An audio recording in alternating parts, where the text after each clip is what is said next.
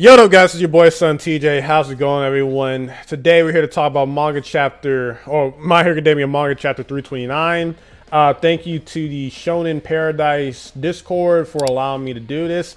As the disclaimer for all these videos, I am not the best at pronouncing the My Hero Academia character's name, so if I mess up a name or whatnot, please, be understanding. Let's get this started. I know most of y'all are not watching more than about 2 minutes of these videos, so. The first page is an illustration of Star and Stripe with her cape swinging in the wind in a determined pose. The chapter begins with All For One sitting on a throne surrounded by some Nomus. He says they were able to hide thanks to the other jailbreakers causing a chaos, hindering the police investigations. He says that successfully escaping was the short-term goal and getting One for All is the medium-term goal. I wonder what the long-term goal is. Well, I guess taking over the world. Spinner is confused because he thought that was the ultimate goal. That's what I'm saying. But All For One begins to say throughout his long life, he has always been waiting for a chance, and he thinks is getting closer. All Might is wiped out all of the criminal organizations in Japan, but all around the world, there was still many of them. And All For One has contact with villains from multiple countries. Which I always thought All Might wiped out crime in the world, but I guess that is stated that he only wiped out crime in Japan. I just thought All For One was this presence that took over the entire planet. What keeps them from coming together and destroying it all is a huge wall known as Star and Stripe. Okay. The world's strongest woman. Okay, so was she on par with Prime All Might? I guess we'll see. Then he says that it's like a gamble. If she gets to them, All For One will be in trouble. But if they're able to steal her quirk, they'll have no problem with them on. Okay. From then on, All For One then says that unlike other villains, Spinner has far only acted as his bodyguard, but things are about to change because it is something that only Spinner can do. Since he has a mutation quirk, he has been discriminated for his entire life. Many people can relate to him and willing to follow him through the shadows.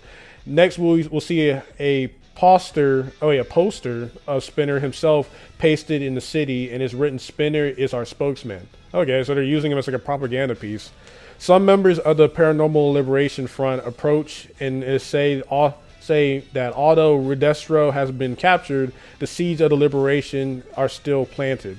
We see skeptics talking to them on the phone, or I think it's just named Skeptic, whatever, asking them to gather soldiers in order to turn the League of Villains into the faces of the liberation, as Redestro wanted. We see them, some posters saying that the tragedy of Himiko Toga will keep repeating itself. Toga herself also appears drawn on a white background so we can see where she is. Toya also appears in the forest. The focus shifts to Hawks and Genus. They're in the car talking about Star's arrival. They say that she's about to enter Japan's airspace, and soon as she does, they intend to start discussing their strategies. However, they receive an unexpected call from Tsukuchi.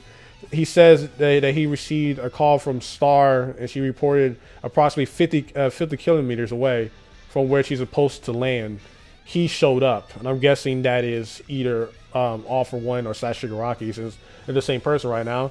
Next, we see a double spread that shows only a cape and a hand, and the Shigaraki is here. Star then comments that he must be a pretty free guy to come and greet her so quickly. She then asks if he's the villain that they called All For One. The last page shows Shigaraki standing on a flying Nomu. He replies, "Who knows? I wonder who I am." I use his or, okay. And that's the end of the chapter there. So, we're about to see Star and Stripes versus All For One Shigaraki here. And they said that she is the wall of why all of the villains haven't been working together across the country. So, she has to be strong. She has to be All Might tier. Maybe not Prime All Might tier, but the fact that All Might inspires her. A lot of theories are going around that Star and Stripes is All Might's daughter. And hey, man, it would be cool if All Might didn't, he's not going to die a virgin, and he actually, had some fun in America. This is a hype chapter, man. Again, sorry if I didn't read this in the best way. I'm a little bit not in the best mood, but again, most of y'all are probably gone by now. If you're still watching, you can say yo, what's up, TJ, or something like that. But yeah, man, this looks like a fun fun chapter to see Shigaraki's finally back on the scene and seeing what Star and Stripes can do, man. Like, she looked like she's gonna be a badass. Okay, sorry about that last recording. I didn't really like how I ended that off. I'm just sorry, it's not in the greatest moods. But let's break it down here. So, with these spoilers and everything, like I said earlier, I like Star and Stripes like motivation a bit. Like she's trying to like do All Might's a solid. Now, if I really analyze it, I don't really know if I think Star and Stripes is All Might's daughter or something, because what All For One said is that it made it hard for him to try to take over the entire world because there was a wall blocking him. So I highly doubt that would be All For Might's daughter, because like the ages don't really match, right? Now, for it to be a wall, maybe she is on the same level where was All Might was in terms of power, like, because All For One only respects people who is powerful, right? And her being that strong, again, maybe like, you know, the full chapter comes out and the translations are different. It really shows how much she's a big threat. But here's the thing, though, is that is she going to get killed off? Like, is All For One going to figure out a way to take her quirk? Because there's a lot of foreshadowing there with that whole like, hey, once we get her quirk, man, we're good. And it's going to add even more stakes to the final fight, which is going to be Deku versus All For One Shigaraki, right?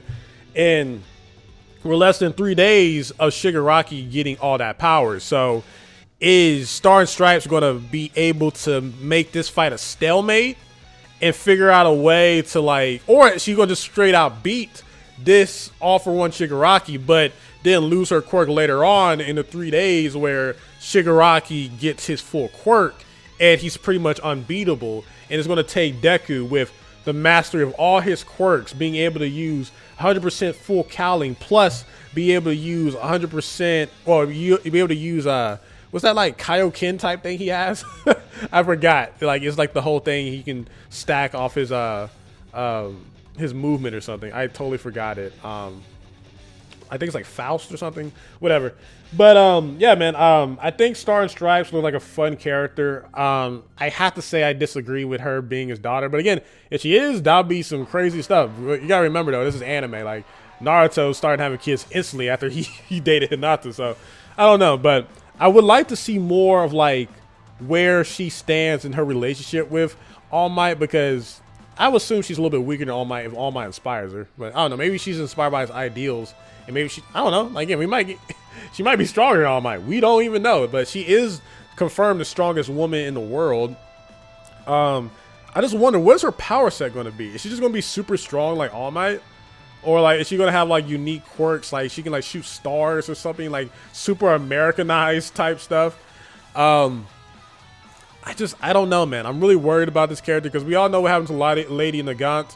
Even though Lady Nagant is still alive, she just blew up. So I hope they don't hold this character. Like, we're in the final arc.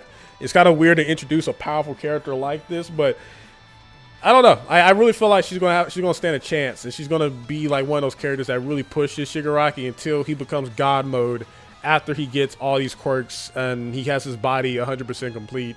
So I can't wait to see the relations between that. Also, how old is this lady here? Like, because I guess All Might is like probably in his 30s or 40s, so she has to be around that time. So I guess she looks pretty like, I think that looks good for her age. Because like in my mind, I thought she was like in her early or late 20s, but I guess that makes sense. She'd be like in her mid to late 30s or 40s. You know, maybe her quirk allows her not to age that much at all.